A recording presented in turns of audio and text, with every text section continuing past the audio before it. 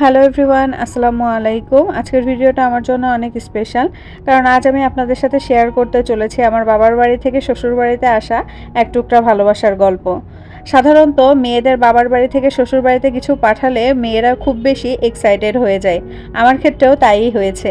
কয়েকদিন আগে আমার বাবা মা আমাদের জন্য অনেকগুলো আম কুরিয়ার করে পাঠিয়েছিলেন। কুরিয়ারের ডেলিভারি ম্যান বাসা পর্যন্ত এসে আমগুলো দিয়ে গেছেন। ওনাদেরকে আলাদা করে কিছু টাকা দিয়ে দিলে ওনারা বাসায় প্রোডাক্ট পৌঁছে দেয়, তাই আমাদের আর কুরিয়ার পর্যন্ত গিয়ে প্রোডাক্ট আনা লাগে নাই। আপনাদের অনেকের মনে প্রশ্ন আসতে পারে যে আমগুলো কেন কুরিয়ার করা হয়েছে, তারা এসে দিয়ে গেলেই তো পারতো। আসলে আমার বাবার বাড়ি এবং শ্বশুর বাড়ির দূরত্বটা অনেক। আমার বাবার বাসা হচ্ছে খুলনাতে এবং শ্বশুর বাড়ি ঢাকাতে হওয়াতে এখানে এত বেশি ভারী জিনিস ট্রাভেলের সময় আনা পসিবল হয় না।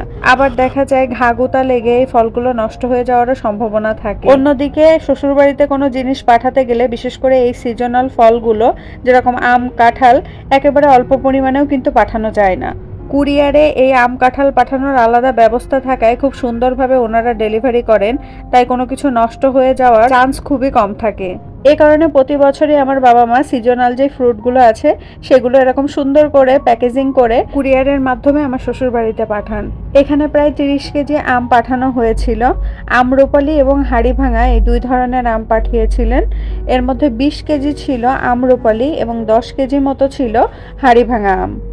এত সুন্দর করে গুছিয়ে পাঠিয়েছেন যে খুলতেই মনটা একদম ভালো হয়ে গেল। বাসায় যেহেতু আমরা মাত্র 4 জন মানুষ, এত আম আমাদের একার পক্ষে খাওয়া কখনোই সম্ভব না।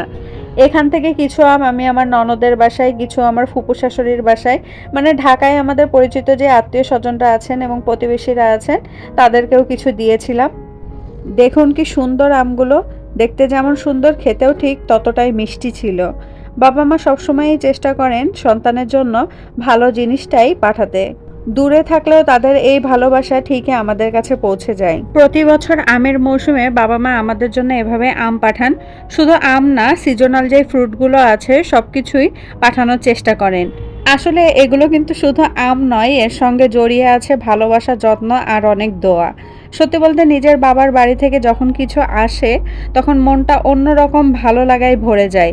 সেই অনুভূতিটা ভাষায় প্রকাশ করা খুবই কঠিন। মাঝে মাঝে একটা কথা মনে হয়, বাবা মা বেঁচে থাকার সবচেয়ে বড় সৌভাগ্য হয়তো এটাই।